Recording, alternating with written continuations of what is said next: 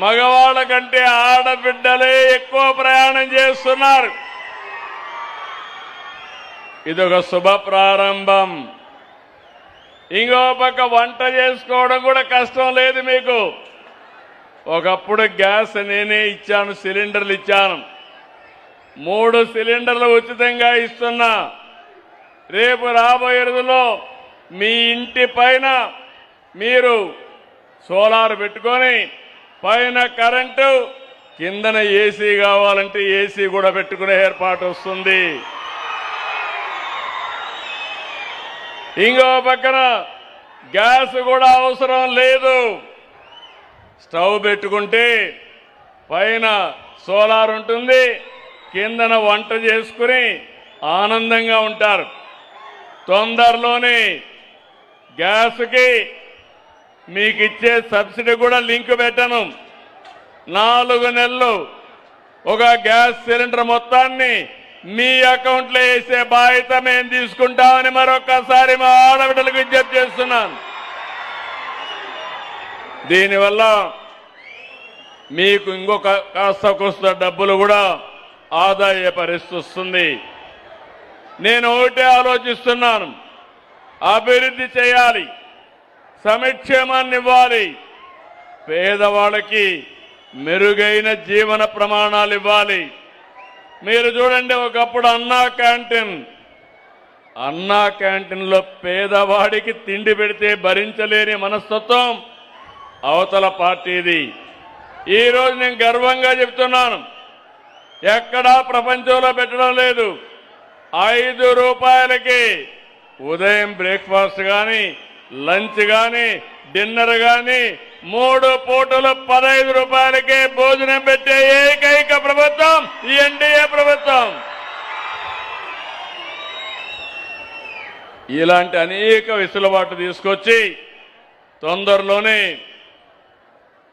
ఆర్థిక అసమానతలు తగ్గించడానికి P4 సిద్ధాంత ప్రకారం బాగా డబ్బులుండేవాళ్ళు కూడా సామాజిక బాధ్యత కింద వాళ్ళని తీసుకొచ్చే బాధ్యత తీసుకుంటాం.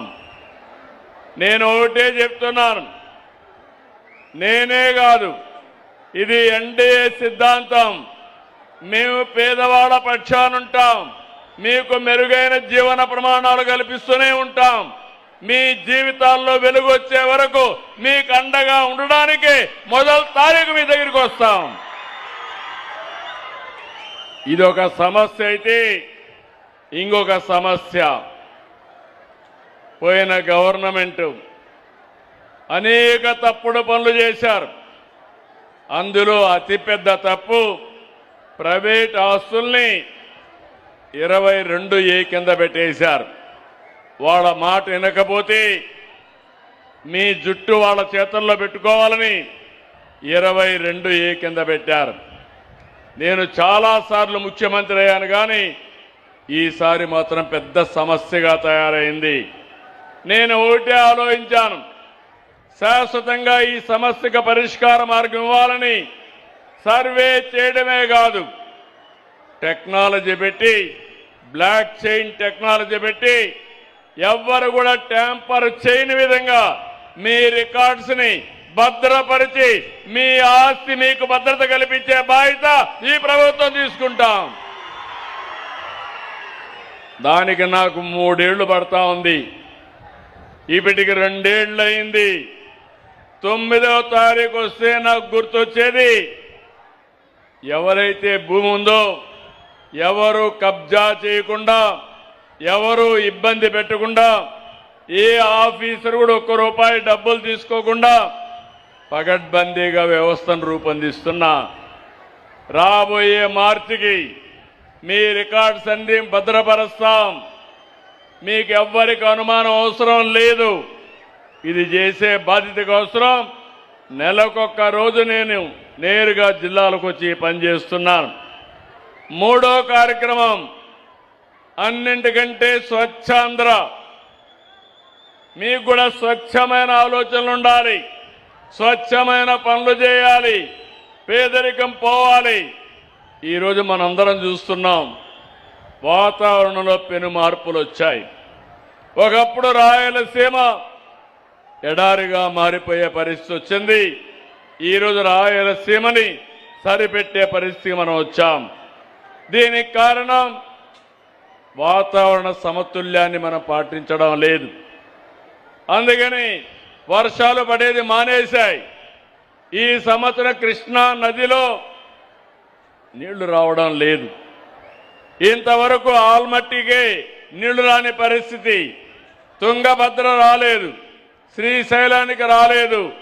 ఈ ప్రాంతం తుంగభద్రకు నీళ్లు వస్తే కొద్దిగా ఎగువ ప్రాంతాల నీళ్లు వస్తాయి, అక్కడ కూడా రాని పరిస్థితి వచ్చింది.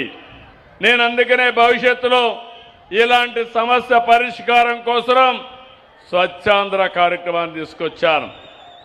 ఎక్కడికక్కడ స్వచ్ఛాంధ్ర కార్యక్రమం ద్వారా పరిశుభ్రమైన వాతావరణం, మీ ఇంట్లో చెత్తని రోడ్డు మీద వేయకుండా తడి చెత్త పొడి చెత్త ఇది చేసి ముందుకు తీసుకుపోయే కార్యక్రమానికి వచ్చాం. దీనివల్ల మీరందరూ గుర్తుపెట్టుకోవాలి, ప్రపంచమంతా సఫర్ అవుతున్నారు. మనకు కూడా ఒక బాధ్యతగా ఇది చేయాల్సిన అవసరం ఉంది. ఈ 3 కాకుండా 4వది నిన్ననే మానవ వనరుల కోసం తల్లికి వందనంలో దగ్గర మీరు చూస్తే 78 లక్షల మంది పిల్లలకి తల్లుల అకౌంట్లో డబ్బులు వేశాం. మొదటిసారి 1,10,000 మంది పిల్లలు ప్రైవేట్ స్కూల్ నుంచి గవర్నమెంట్ స్కూల్కి వచ్చారు. అది సత్తా ఈ ప్రభుత్వం. ఎందుకంటున్నానంటే ప్రైవేట్ స్కూలుకు కూడా తల్లికి వందనం ఇచ్చిన ప్రభుత్వ పాఠశాలలే బాగా చదువు చెప్తున్నారని నమ్మకంతో వచ్చారంటే అది ఈ ప్రభుత్వం చూపించిన చొరవ, సమర్థతని మరొక్కసారి మీ అందరికీ తెలియజేస్తున్నా. ప్రతి కుటుంబానికి ఖర్చు అయ్యేది 2. ఒకటి పిల్లల చదువు పెద్ద భారం, రెండోది మీ ఆరోగ్యం. ప్రతి ఒక్కరూ ఒకటే ఆలోచిస్తారు. మనమేదో భూమి ఉంది, మన పెద్దల భూమి ఇస్తారు. ఓసారి ఏదైనా అనారోగ్య సమస్య వస్తే ఆస్తి అంతా కూడా అమ్ముకోవడానికి సిద్ధపడతారు. కొంతమంది నేను చూశాను, క్యాన్సర్ లాంటి వ్యాధులు వస్తే ఉండే 3 ఎకరాలు అమ్మేసి అనాథలైపోయిన సందర్భం కూడా చూశాను. ప్రాణాన్ని కాపాడుకోవడానికి చాలా ఇబ్బంది పడ్డారు. అందుకే నేను మా మంత్రి గారు ఆలోచించాం, తొందరలోనే సంజీవిని ప్రాజెక్టు ప్రారంభిస్తాం. ఈ రోజు ఆలూరులో ప్రారంభించాం. రాష్ట్రం మొత్తం ఆగస్టు నుంచి సంజీవిని ప్రాజెక్టు ప్రారంభించి పేదవాళ్ళ ఆరోగ్యాన్ని కాపాడడం బాధ్యతగా తీసుకుంటాం. మీ అందరినీ కోరుతున్నా, మీ ఆరోగ్యం మీ చేతుల్లో ఉంది. అది ఏ విధంగా కూడా చెప్తాను. ఇక్కడుండే వాళ్ళకి అందరికీ ఫోన్లు ఉన్నాయి. ఉన్నాయా ఫోన్లు? ఉన్నాయంటే చేలు పైకెత్తండి. ఒకప్పుడు నేను ఫోన్ పెడితే నేను ఫోన్ అంటే అందరూ ఎగతాళి చేశారు. ఈరోజు అందరూ ఫోన్లు లేకపోతే ఎవరు కూడా బతికే పరిస్థితులు లేరు. భార్య లేకపోతే భర్త ఉంటాడు, భర్త లేకపోతే భార్య ఉంటుంది, ఫోన్ లేకపోతే ఇద్దరు ఉండలేరని నేను మీకు అందరికీ విజ్ఞప్తి చేస్తాను. అవునా కాదా? అయితే ఫోన్ అనేది ఒక పవర్ఫుల్ వెపన్ కూడా. నిన్న నేను తల్లికి వందనం కింద డబ్బులు వేస్తే 1 నిమిషంలో తల్లి చూసుకొని నా అకౌంట్లో డబ్బులు వచ్చిందని నేరుగా మెసేజ్ పెట్టే పరిస్థితి వచ్చింది. ఇప్పుడు మీరు అక్కడి నుంచి బయట కూడా పోయే పరిస్థితి లేదు. ఎవరికైనా అప్పు కట్టాలంటే ఫోన్లోనే ట్రాన్స్ఫర్ చేసే పరిస్థితి వచ్చారు. ఇవన్నీ కూడా మనం చూస్తే రాబోయే రోజుల్లో